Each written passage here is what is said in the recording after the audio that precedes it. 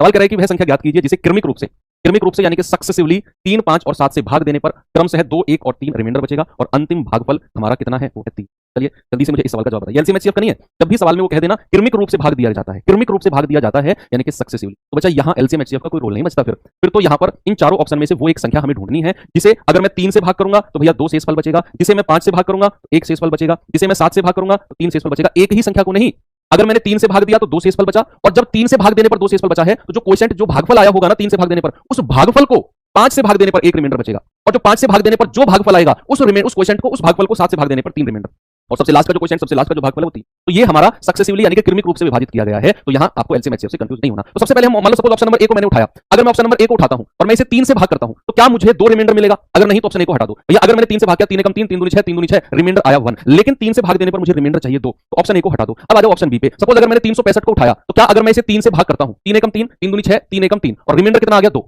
और वही हमें चाहिए था 3 से भाग देने पर 2 रिमाइंडर। अब 3 से भाग देने पर हमारा भागफल कितना आया 121। अब 121 को फिर भाग देना है 5 से, तो 5 24 बार जाएगा, 24 पंजे 120। यस, रिमाइंडर कितना आ गया? रिमाइंडर आ गया 1। देख लो 5 से भाग देने पर 1 रिमाइंडर। अब यहां से भागफल कितना मिला 24, 24 को भाग देना है किससे? 7 से, 7 या 21, 7 या 21, रिमाइंडर कितना आया 3। देख लो 7 से भाग देने पर 3 शेषफल, और सवाल क्या है अंतिम भागफल कितना है 3, और ये रहा अंतिम भागफल कितना 3, यानी कि जो संख्या 365 में मान के चला हूं वही मेरी करेक्ट संख्या है। Right number is 360।